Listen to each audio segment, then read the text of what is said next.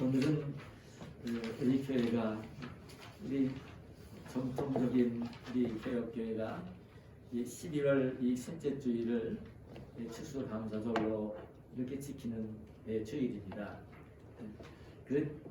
이런 현대 사회에, 산업 사회에, 이런 그 운영 사회에, 이 정보 사회에 추수감사절 의미가 무엇이 있겠나, 그렇게 이제 생각이 들겠지만, 사실 우리 하나님의 백성들은 이 땅에 살면서 하나님의 사랑과 은혜의 손길을 늘 깨달아 감사하면서 세상을 살아야 되는 사람들입니다.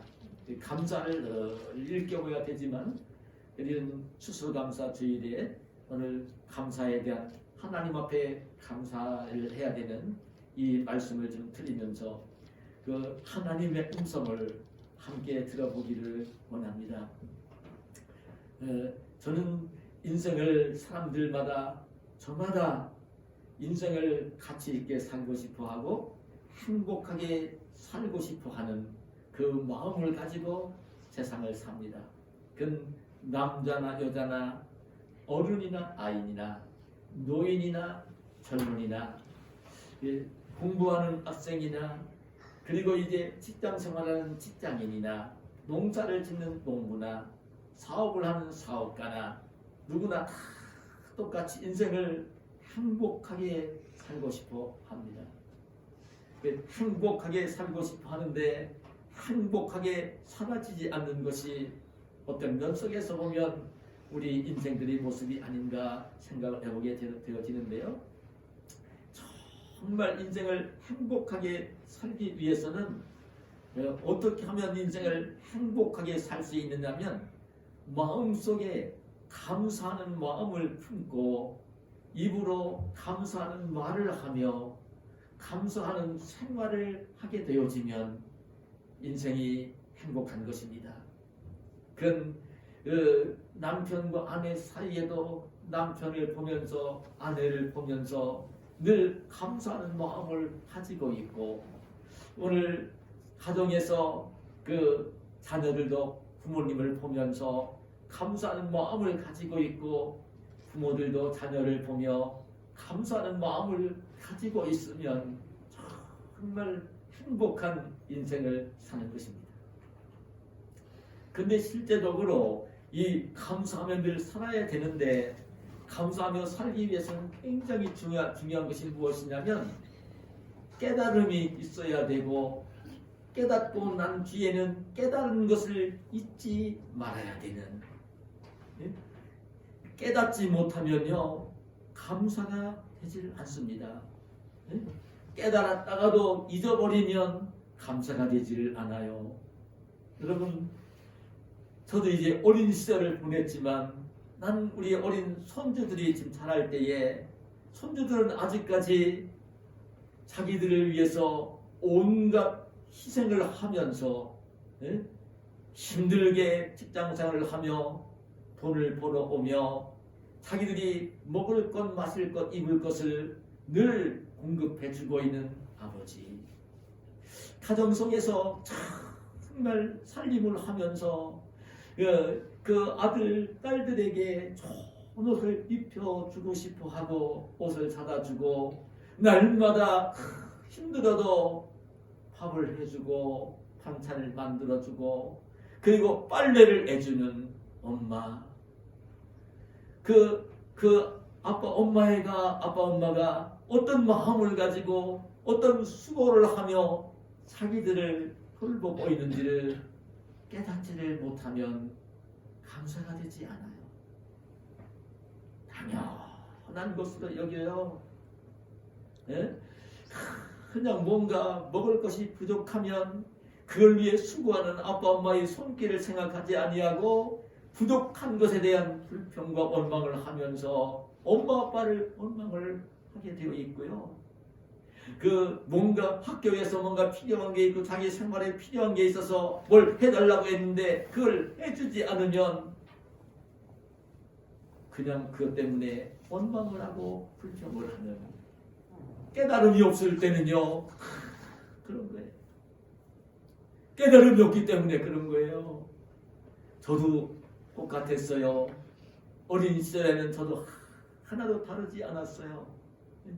아주 그 어린 시절 먹을 것이 없이 힘들게 사는 그 시대에 태어나 어린 시절을 보낸 제 자신을 돌아보면 그때의 그 어려운 살림 속에 먹을 것을 늘 공급해 주시고 그 어렵지만 입을 것을 사다 입혀 주시는 아버지 어머니에 대한 고마움과 은혜를 깨닫지를 못했어요. 근데 이제 철이 들고 나서는요, 그게 깨달아지는 거예요. 그래서 저는 지금도 그 아버지 어머니를 위해서 해드린 것이 하나도 없는 그 사랑과 은혜를 다 받기만 했던 그것이 이제 마음속에 이렇게 절절히 느껴져서 난 지금도 계시지 아니한 부모님을 생각하면요 가슴이 저려요. 지금도. 여러분, 딱 깨달음이 있을 때에 정말 인생을 귀하게 살 수 있는데 특별히 나에게 사랑과 은혜를 베풀어주고 있는 사람들뿐만 아니라 오늘 우리 예수님 믿는 사람들이면 예수님을 믿는 사람이고 하나님을 아버지로 섬기는 경외하는 그런 백성들이라면 하나님의 사랑, 하나님의 은혜, 하나님이 어떤 분이신가, 하나님이 나에게 어떤 것을 해주신 분인가를 분명히 깨달아야 되고 그 깨닫는 것을 잊지 않으며 생활할 때에 늘 감사하며 사는 사람이 될 수 있어요. 그런데 감사하며 살고 있을 때는 인생이 행복한 것입니다. 저는 성경을 읽으면서 정말 하나님의 사랑과 은혜를 깨달으며 감사하며 살았던 사람들을 가득하게 읽어봅니다. 저는 그 중에서도 정말 제가 하나님의 사랑과 은혜를 깨달으며 감사하며 산 사람 가운데 첫 손가락을 한번 뽑아보라고 한다면 여러분 다윗입니다. 이스라엘 나라의 두 번째 왕이었던 다윗입니다. 하나님의 사랑과 하나님의 은혜가 얼마나 감사했는지 그 감사하는 마음을 가지고 그 찬송을 부른 것이 여러분 시편이에요. 시편입니다. 하나님을 향한 사랑, 하나님을 향한 감사의 그 노래가 이런 시편인데 시편을 다윗이 기록을 했어요. 여러분 다윗은 어떤 인물이었냐면 성경에 그렇게 증언을 합니다. 하나님이 그렇게 말씀을 하세요. 내가 이새의 아들 다윗을 만나니 내 마음에 맞는 사람이라 내 뜻을 다 이루게 하리라. 하나님이 마음에 맞는 사람이었어요. 다윗은. 그래 하나님의 뜻을 다 이루어주겠다고 했던 인물이에요.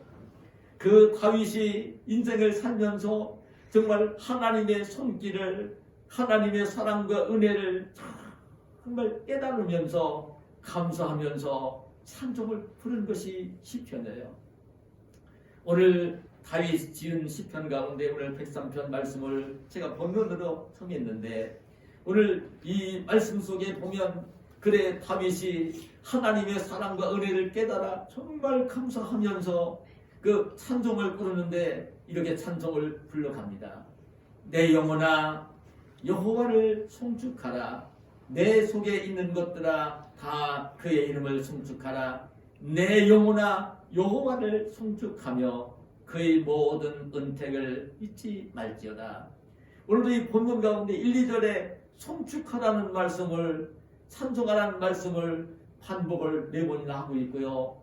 이 시편 103편 마지막 부분에도 또 송축하라 송축하라 송축하라 하면서 이 시편 103편 말씀을 마무리를 짓고 있는 모습을 보여줍니다.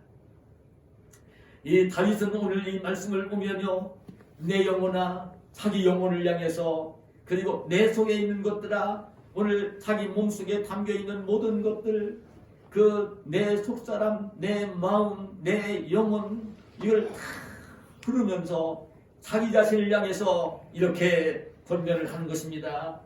여호와를 송축하라. 여호와의 이름을 송축하라.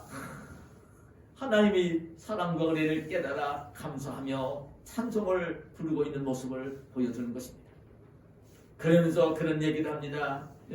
내 영혼아 여호와를 송축하라. 내 속에 있는 것들아 다 그의 이름을 송축하라. 자기 자신을 향하여 이렇게 권면을 하면서 뭐라고 했냐면 하나님의 은택을 잊지 말라.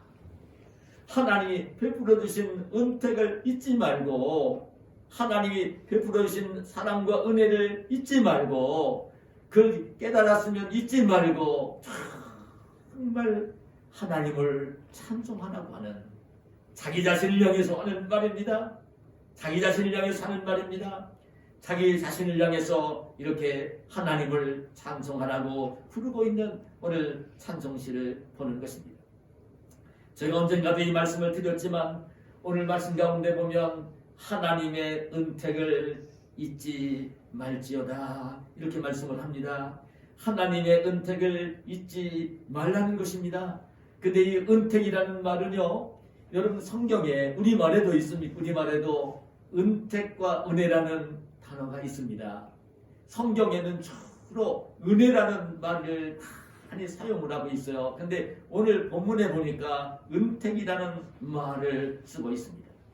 여러분 구약 성경에도 은혜라는 말을 씁니다. 은혜라는 말은 그 히브리 말로 헨이라는 말인데, 그리고 은택이라는 말은 그 은혜라는 말과는 다르게 오늘 보면 깨물 라이우라고 하는 히브리 말로 기록이 된 것을 보여주고 있어요. 그 이 차이점이 뭘까? 그 우리말 사전을 제가 찾아보니까 은혜라는 말은 베풀어 주는 혜택, 이런 의미, 이렇게 설명을 해주고 있고요. 은택이라는 말은 은혜로운 독택이라는 이런 말로 번역을 한 것을 볼 수 있어요. 영어로 보면 은혜라는 말은 그레이스라는 말을 많이 들어봤을 것입니다. 여러분 현대자동차에서 만들었던 승합차가 그레이스가 있었잖아요. 그 그레이스, 은혜라는 뜻입니다. 그레이스라는 말로 이 히브리어 헨을 번역을 하고 있는 것을 볼 수 있고요. 오늘 본문에 나오는 은택이라는 말은 그 영어로 어떻게 번역이 되어 있냐면 베네피트라는 말로 번역이 되어 있습니다. 이 말의 의미는 참 그래, 은혜라는 말, 이 은혜는 그 조건이 없이 주는 거예요. 조건이 없이 주는 게 은혜입니다. 그 어머니 아버지가 사랑과 은혜로 아들 딸이 아무것도 안 해줘도 주는 것입니다. 그 은혜입니다.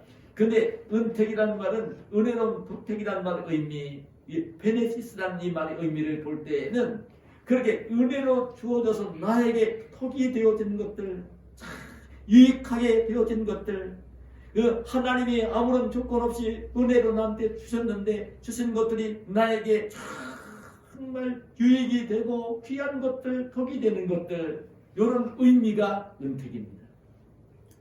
그래 이 다윗은 그러니까 일시적으로 부른 찬송이 아니에요. 찬송을 다윗인 찬송이 시편이잖아요. 근데 그 시편 말씀을 기록한 이 다윗이 이 하나님이 은혜를 통해 베풀어 주신 은택을 잊지 않는,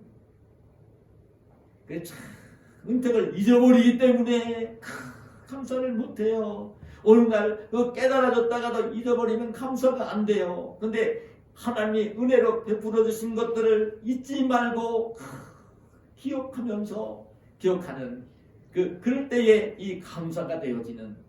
근데 저는 오늘 본문을 보면 이 다윗이 하나님의 그 은택을 잊지 말라고 하면서 찬송을 부르고 있는데, 그 하나님의 은택이 무엇인가를 몇 가지를 일깨워 주는데요.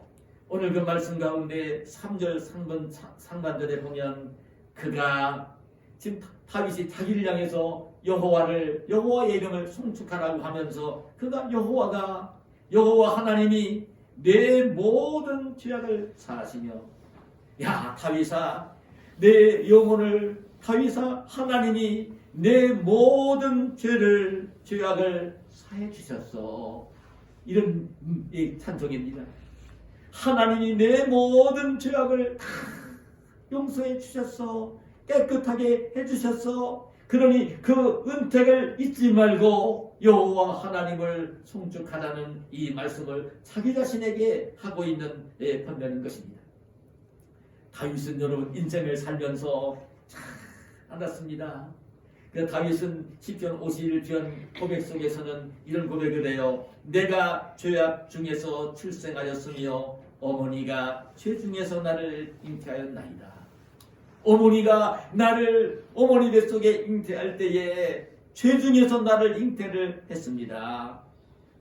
했다는 거예요. 그걸 깨닫는 거예요. 그리고 내가 태어날 때 죄악 중에 출생을 했습니다.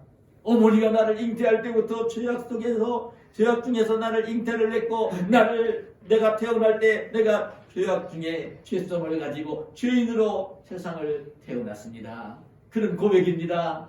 그래, 죄성을 가지고 있어서 죄를 지을 수밖에 없는 죄인인 것을 이제 깨달으면서 그런 고백을 한 거예요. 그러면서 또 어떤 고백을 하냐면 시편 51편 7절에 보면 나의 죄를 씻어주셔서 내가 눈보다 희리이다. 다윗은 뭘 깨닫고 있냐면 큰 죄성을 가지고 살고 있어서 죄를 짓지 않으면 살 수 없는 것을 알고 있고, 많은 죄를 지으며 살고 있지만 죄를 깨닫고 회개하기만 하면 그 죄를 다 용서해 주시는, 깨끗하게 씻어주시는 그 은혜를 늘 경험하는 거예요. 그 은택을 기억을 하는 거예요. 그러면서 오늘 이 하나님께 감사하며 찬송을 부르고 있는 모습인 것입니다. 다윗이 하나님 마음에 맞는 사람이었지만 죄를 하나도 짓지 않고 산 것이 아닙니다. 다윗도 수없이 많은 죄를 지으며 살았던 것입니다. 그러나 깨달은 거예요. 죄를 회개만 하면 다 용서하시고 좀 씻어주시고 그리고 동이 소에서 먼 것 같이 자기의 죄과를 멀리 옮겨주시는 하나님의 은혜, 하나님의 은택을 이 다윗은 잊지 않고 있는 것입니다. 여러분, 실제적으로 다윗이 보통 사람들도 짓지 아니하는 악한 범죄를 지었던 것을 여러분 기억할 것입니다. 제가 종종 말씀을 드렸지만 다윗은요, 다른 모든 사람들보다 파렴치한 악한 죄를 지었습니다. 여러분, 다윗이 왕이 되었을 때에 그때에 하나님의 도우심 속에 주변의 나라들을 정복을 합니다. 마지막으로 북쪽에 있는 아람 나라와 전쟁을 하면서 이제 마지막 전쟁을 하고 있을 때입니다. 그때에 이 다윗 왕은 대장군 요압 장군에게 명령을 해서 군사를 이끌고 아람 나라와 전쟁을 하도록 아람 나라의 전쟁터에 보냈습니다. 마지막 전쟁을 하고 있을 때입니다. 그때에 다윗은 전쟁터에 나가지 아니하고 궁궐에서 생활을 하다가 궁궐 옥상을 거닐다가 건너편 쪽에서 한 여인이 목욕하는 모습을 보고 음욕이 일어나서 그 절제를 하지 못하고 불러서 간음죄를 지는 것입니다. 그 누굽니까? 그것이 자기가 아끼고 사랑하는 충성스러운 신하 우리아의 아내 바세바였던 것입니다. 근데 간음죄를 지었는데 그냥 지나갔으면 괜찮은데 자기가 음행죄를 저지르며 죄를 지은 바세바가 임신을 한 것입니다. 다윗은 임신함을 숨기고 싶은 거예요. 숨기고 싶었어요. 그래서 다윗은 어떻게 합니까? 전쟁터에도 그 부하 다른 신하를 보내서 전쟁터에 나가서 싸움을 하고 있는 우리야 장수를 궁궐로 오라고 부르는 것입니다. 와서 우리야를 불러가지고 지금 임신한 아기가 다윗이 간음으로 지은 아기가 아니라 남편과 관계를 맺어서 생긴 아이로 이제 숨기려고요 불러온 것입니다. 우리야가 왕의 부름을 받고 궁궐로 왔습니다. 그때 왕은 상을 내리며 이제 칭찬을 하면서 아내에게 가서 생활을 하다가 휴가를 즐기고 가라고 집으로 보내는 거예요. 근데 충성스럽게 그지없는 이 우리야는요 그럴 수 없다는 거예요. 자기는 지금 자기의 대장군인 요압 장군이 전쟁터에 있고 내 부하들도 군인들이 지금 피를 흘리며 적들과 전쟁을 하고 있는데 내가 그렇게 할 수 없다는 거예요. 안 내려가는 거예요. 그래 궁궐 문에 있는 문지기들과 함께 며칠간 머무르는 거예요. 할 수 없이 다윗은 죄를 은폐하기 위해서 어떤 술수를 씁니까? 바로 그 우리야 장군의 손에 요압 장군에게 대장군에게 보내는 편지를 써서 빌려서 보내는 거예요. 내가 이 우리야를 너한테 보내는데 이 우리야를 반드시 전쟁터에서 죽게 만들어라. 아람 나라와 전쟁을 하는 전쟁터에 가장 극렬하게 싸우는 전쟁터에 이 우리야를 내보내고 다른 부하들을 후퇴시키고 우리야는 죽게 만들어라. 명령을 담은 편지를 써주는 거예요. 우리야는 그런 편지 내용도 모르고 그 편지를 왕의 명령이 적힌 편지를 요압 장군에게 갖다 주는 거예요. 요압 장군은 왕명을 거역할 수 없어서 왕이 시킨 대로 해서 우리야는 전쟁터에서 죽음을 당해요. 전사를 했어요. 그때에 다윗은 어떻게 합니까? 우리야의 아내 밧세바를 불러서 자기 아내를 삼는 것입니다. 참 악한 파렴치하기 그지없는 왕으로서는 해서도 안 되는, 아니 다윗 왕에게는 이미 부인들이 여러 명 있었고 자녀들도 많이 있었거든요. 그렇게 죄를 지어서는 안 되는 것이지요. 마지막까지 숨기고 싶어 했지만 나단 손자가 찾아와 죄악을 일깨우며 책망할 때에 다윗은 눈물을 흘리며 회개를 하는 모습을 보는 것입니다. 침상을 적시며 눈물로 담요를 적시며 회개를 해요. 그때 하나님께서는 참 다윗의 이 악한 죄를 용서해 주시는 그 하나님의 그 손길을 깨달으면서 평안을 누리는 그런 다윗의 모습인 것입니다. 여러분, 정말 저는 그렇게 생각합니다. 우리 인생 속에 사람들이라면 적어도 하나님의 형상대로 지음받은 사람이라면 정말 제일 중요한 것이 무엇일까? 제일 귀한 것이 무엇일까? 하나님을 알고 자기의 죄를 깨닫고 그리고 회개하고 용서를 받고 구원을 받고 하나님의 자녀로 이 땅을 사는 것, 그것이 정말 가장 귀한 복이 아닐 수가 없는 것입니다. 언제나 제가 말씀을 드렸습니다. 영국 에딘버러 대학의 제임스 신부슨 경이 있습니다. 이분은요, 이 세상을 살았던 어떤 군주왕이나 어떤 장군들보다도 세계 인류 역사에 가장 큰 공헌을 한 인물입니다. 어떤 인물이냐면요, 진통제를 발견한 분입니다.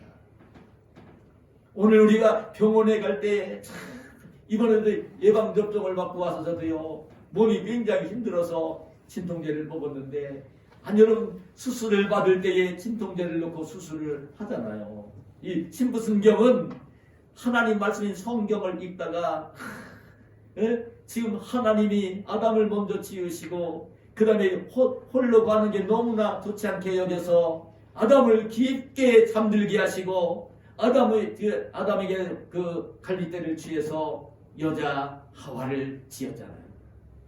근데 거기 보면 그러면 하나님이 수술하신 거죠. 하나님이 수술하신 거 아닙니까? 아담은 깊게 잠들게 하시고 갈빗대 취해서 여자를 또 지으셨으니까. 그런데 그 말씀을 읽다가 환자들에게 이 고통을 덜어주는 진통제가 있지 않을까. 그 연구를 하면서 이 진통제를 발견하신 분입니다. 얼마나 인류 사회에 공헌을 한 인물인지 모릅니다. 그런데 어느 날 하루는 학교에서 학생들에게 강의를 하는데 한 제자가 이 신부승경에게 강의 시간에 질문을 했습니다. 교수님 인생을 살면서 가장 귀한 발견을 한 것이 무엇입니까? 이 제자는요, 당연히 내가 지금 인류 역사를 위해, 인류 사회를 위해, 모든 사람들을 위해, 고통당하는 사람들을 위해 그 고통을 덜어줄 수 있는 진통제를 발견한 것이지 얘기를 할 줄 알았어요. 모든 사람들이 볼 때에도 그보다 더 귀한 발견은 없을 것 같잖아요. 근데 이 신부승경은 제자의 그 질문을 받으면서 어떻게 대답을 했냐면, 내가 나의 생애 속에 가장 소중한 발견은 내가 죄인이라고 하는 것과 예수님이 나의 구주시라는 것을 발견한 것이었네. 그런 얘기를 했던 것입니다. 사랑하는 여러분, 저는 그렇게 여깁니다.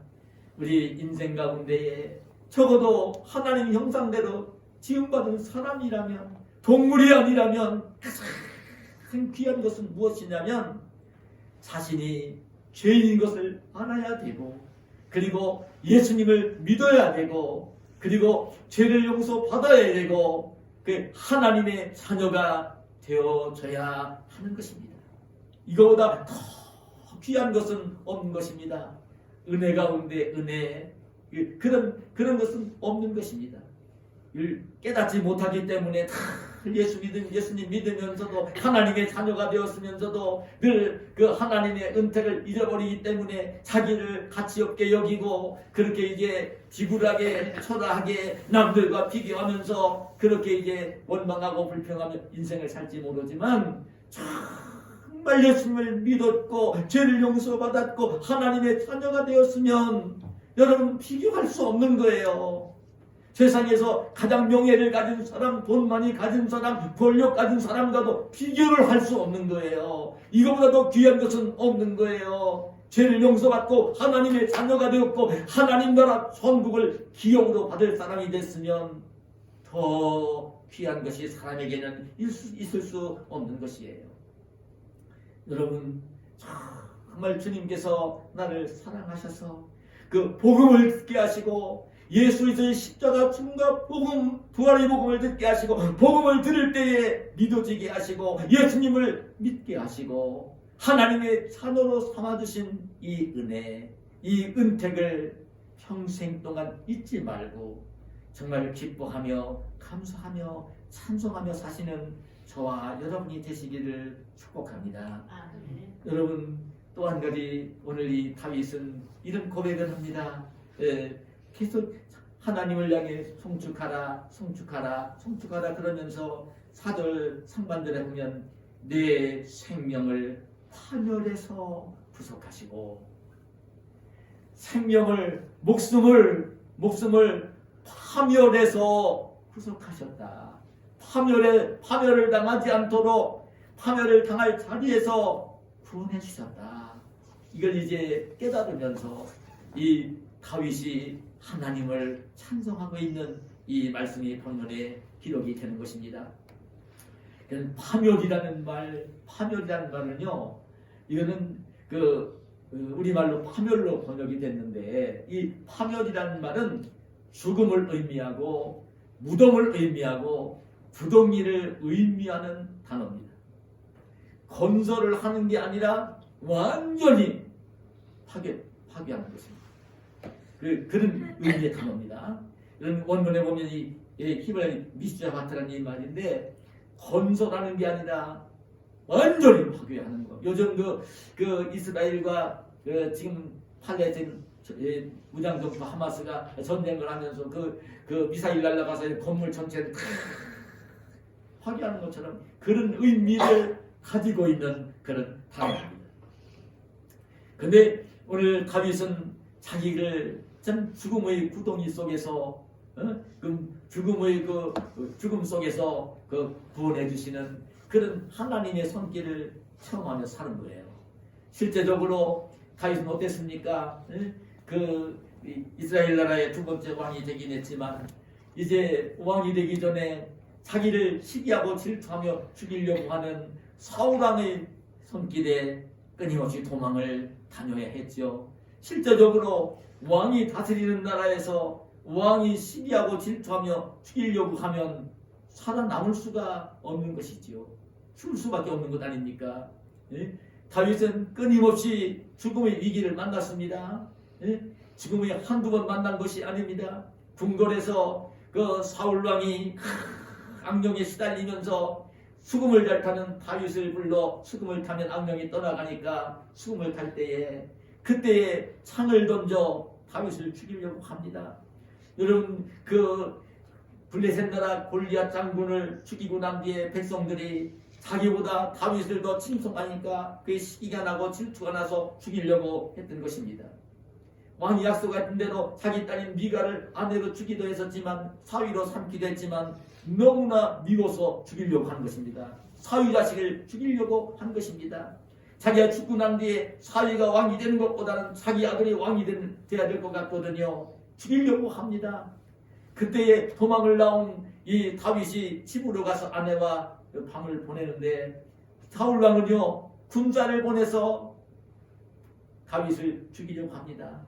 그때 아내인 미갈이 창문을 열고 광두리로 이 지금 이제 남편 다윗을 피신을 시키지요. 도망을 다닙니다. 군사들을 보내 수천 명의 군사를 보내 다윗을 잡으려고 합니다.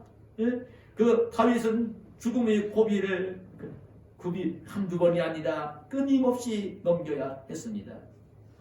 그런 가운데 하나님이 죽음의 자리에서 자기를 구원해 주신 것을 깨달으면서 그 은택을 잊지 않고 하나님을 찬송하고 있는 이 말씀이 오늘 본문의 그 고백인 것입니다. 저는 종종 말씀드리지만 이 TV를 보든지 유튜브를 보면 동물에 대한 것들을 나오면 잘 보는 편입니다. 지난주에 그 유튜브를 보다가 어떤 걸 보았느냐면요, 이 코끼리가 어미 코끼리 아니라 그러니까 중간쯤 큰 코끼리가 이 구덩이에 파는 구덩이로 빠져가는 거예요. 완전히 빠지면 나오지 못해요. 그 코끼리는 구덩이로만 내려가는 거예요. 위에 구덩이 밖에 이렇게 앞다리를 걸치고요. 뒷다리는 이제 구덩이에 빠져서 그걸 밟고 오려고 발버둥을 치고 발버둥을 치는데도 올라오지를 못하는 거예요. 사람들이 보고 이제 연락을 했어요. 그때 연락을 해서 그 연락을 받은 사람들이 그 무거운 코끼리를 그냥 올릴 수 없으니까요. 포크레인을 끌고 왔어요. 포크레인 머리로 이제 코끼리 엉덩이에 맞춰가지고 서서히 위로 올리면서 코끼리를 구원하는, 구해주는 그 모습을 봤어요. 근데 놀라운 것이 뭐냐면 그때 코끼리가 그냥 못 올라오다가 그 포크레인 그 머리로 이제 부축에 도와줘서 올라온 코끼리 그냥 떠나가는 게 아니라요. 다 올라가니 코끼리가 몸을 돌려가지고 자기를 구해준, 근데 사람도 아니지요. 포크레인이 그게 했으니까요. 자기 엉덩이를 받쳐서 구해준 그 포크레인 그 머리 그 흡하는 거 있잖아요. 거기에서 머리를 막 부비는 거예요. 머리를 부비고 난 뒤에 돌아서 가더라고요. 그 포크레인에 감사하는 코끼리를 제가 봤다니까요. 여러분 참 다윗이 이 하나님의 자기를 죽음의 자리에서 구해 주신 하나님의 은혜, 은택을 잊지 않고 감사를 드리고 있는, 저는 오늘 우리가 살고 세상을 보면요, 이 세상은요 정말 파멸이 사례입니다. 지금 80억이 넘는 인구가 살고 있는 이 지구촌에 파멸의 자리가 너무나도 많습니다. 지금 전쟁이 벌어지고 있는 저 우크라이나 러시아의 전쟁터, 그 이스라엘과 그 하마스의 전쟁터, 그리고 지진이 발생해서 수없이 죽어가는 그 사람들, 그리고 우리나라에도 보면 그 지난 폭우로 인해서 그 지하로 침수가 되어지면서 여러 명이 희생되어지는 그 모습, 오늘 우리는 알지 못하지만 오늘도요 끊임없이 오늘도 교통사고로 그 세상을 떠나는 사람들, 엊그제는 보니까요 뉴스에서 여러분이 들었을 겁니다. 서울에 있는 그 월계동에 있는 아파트에서 병원을 갔다 아내와 함께 그 들어서는 그 남자 87세 남성이 어린 나이가 10여 층 높이에서 던진 돌덩이에 맞아서 죽음을 당하는, 아파트 단지에서 집으로 들어가다가 여러분 그게 인생이에요. 우리가 살고 있는 이 세상은 파멸의 자리예요. 근데 여러분 우리는 깨달아야 되는 것이지요. 이런 죽음과도 같은 위험의 자리에서 날마다 우리를 보호해 주시고 우리를 구원하시고 보살펴 주시는 하나님의 사랑, 하나님의 은혜의 손길을 깨달으며 감사하며 살아야 하는 것이지요. 이것이 여러분 하나님의 자녀라면 그 우연히 그렇게 그 사람 사고당해서 죽는 거야?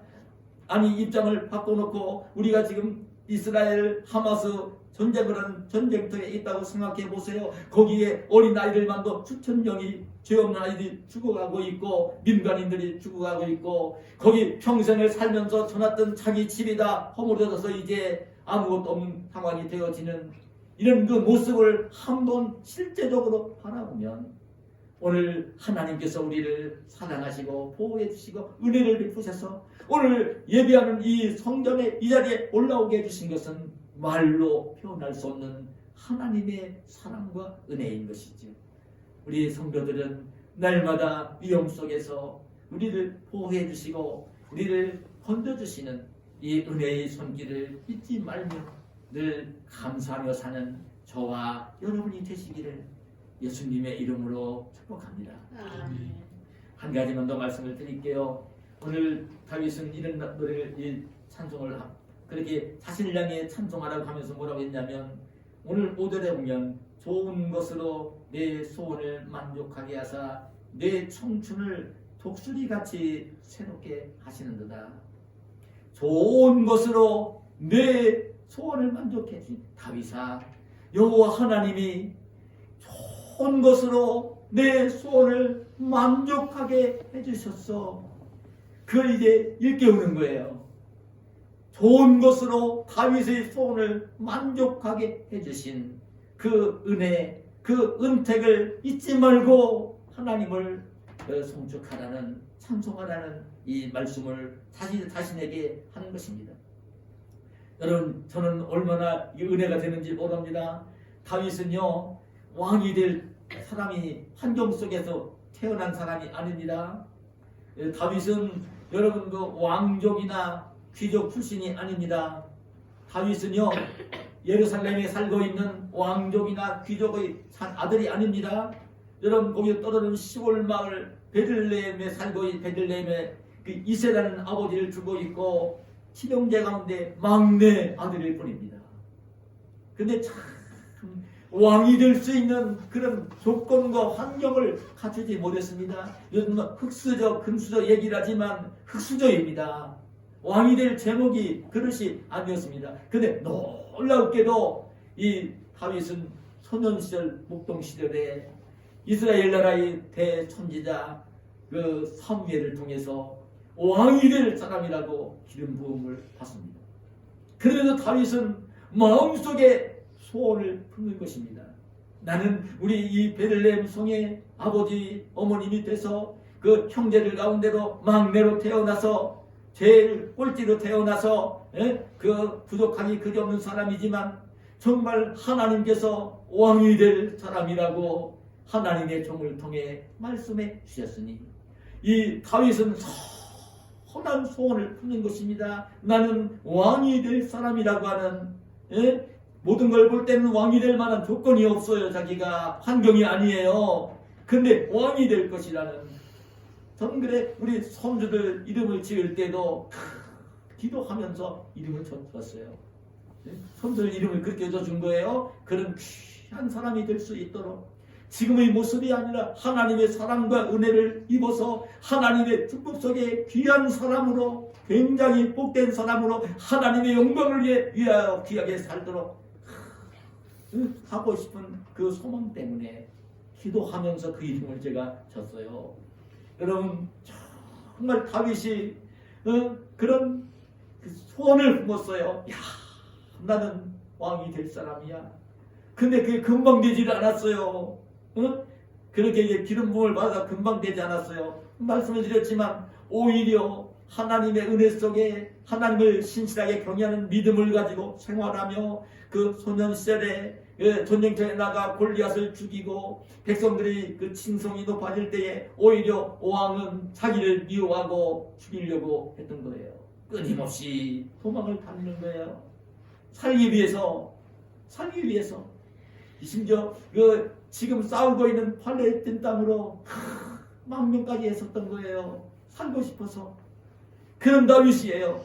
그러나 끝내는 자기가 소원을 품은 그대로 이스라엘 나라의 왕이 되게 해주신 거예요. 다윗은 좋은 것으로 자기 소원을 품고 해온 소원을 이루어주신 하나님의 손길을, 은혜를 잊지 않으면서, 그 은택을 잊지 않으면서 찬송을 부르더니, 여러분 성경에 나오는 하나님의 사람들, 폭발하는 인물들이 다윗까지 산 것입니다. 여러분 한나가 자녀를 낳지 못해, 아들을 낳지 못해 그 소원을 겪으면서 아들을 낳겠다는 선한 소원을 품었어요. 그리고 눈물로 기도했어요. 하나님은 한나의 소원을 이루어 주시면서 이스라엘 민족의 대사사이며 선지자인 사무엘을 낳는 사무엘이 어머니가 되었어요. 여러분 욥은 고난 중에 재산을 다 잃고 10남의 자녀를 다 잃고 온몸에 병이 나고 아내는 저주하고 떠나가고 그런 고난 속에서도 이 욥은 선한 소원을 품었어요. 욥기 23장 10절에 보면 그러나 내가 가는 길을 그가 아시나니 그가 나를 단련하신 후에는 내가 순금같이 되어 나오리라. 그래 내가 이런 환난을 만났고 고난을 만났고 그 고통 중에 있지만 하나님이 나를 지금 연단하시고 있는 것이니까 하나님이 나를 다 연단하신 후에는 내가 순금같이 되어 나올 거야. 순금 같은 믿음을 가지고 순금 같은 신앙으로 하나님과의 관계를 맺으면서 하나님이 축복해 주시는 귀한 사람이 될 거야. 선한 소원을 품은 것입니다. 그러면서 힘들지만 인내를 하는 욥을 보여주는 거예요. 하나님은 그 욥의 소원을 이루어 주시며 이제 말년에 갑절로 축복해 주시는 모습을 보는 것입니다. 우리 성도들은요 하나님을 경외하는 믿음을 가지고 살 때에 선한 소원을 품어야 됩니다. 선한 소원을 하나님이 기뻐하시고 하나님이 받아주실 선한 소원을 품어야 됩니다. 아멘이 없네요. 선한 소원을 품으세요. 선한 소원을 품으세요. 자녀를 향해서도 선한 소원을 품으세요. 자기 자신을 위해서도 이제 하나님 나라 갈 것이지만 선한 소원을 품으세요. 친척들을 향해서도 선한 소원을 품으세요.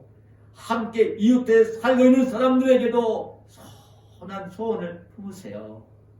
그 소원을 품고 기도하고 그리고 노력하고 인내하는 이것이 성도의 삶입니다. 하나님은 때가 되어지면 품은 선한 소원을 풍성하게 이루어 주시는 좋으신 하나님이신 것입니다. 하나님은 그러신 분입니다.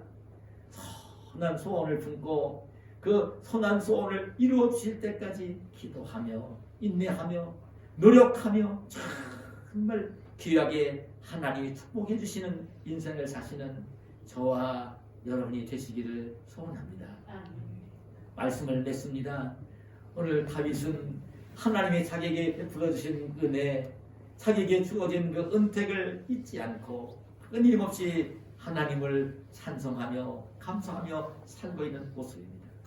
저와 여러분도 오늘 하나님께서 우리를 부르셔서 그 복음을 듣게 하시고 예수님 믿게 하시고 죄에서 용서해 주시고 하나님의 자녀 삼아 주시고 하나님 나라 천국을 기업으로 약속해 주신 하나님의 은혜, 은택을 잊지 말고 그리고 정말 오늘 우리가 사는 날 동안 끊임없이 많은 사고와 위험이 널려있는 세상이지만 보호해 주시고 구원해 주실 하나님의 손길을 믿고 의지하고 그리고 지금도 하나님의 축복하심 속에 이루고 싶은 선한 소원을 마음속에 품고 정말 기도하고 인내하고 노력하며 하나님이 축복해 주시는 풍성한 손길을 누리며 이 땅을 사시는 늘 찬송하며 감사하며 사시는 저와 여러분이 되시기를 예수님의 이름으로 축원합니다. 하나님 감사합니다. 오늘 우리를 사랑하시고 주님을 예비하게 하시고 이 추수감사 주일에 정말 하나님이 베풀어 주신 사랑과 은혜 주어진 그 은택을 잊지 말고 오늘 찬송하며 감사하며 기뻐하며 살도록 이렇게 오시는 죄의 음성을 들려주셔사오니 감사합니다. 이 말씀을 우리가 마음속에 담고 실천에 옮기면서 오늘 주님께서 약속해 주신 풍성한 사랑과 은혜를 입으며 복되게도 주님을 사랑하며 찬송하며 감사하며 살 수 있는 저희들 모두가 되게 하여 주시옵소서. 예수님의 이름으로 기도하옵나이다. 아멘. 아멘.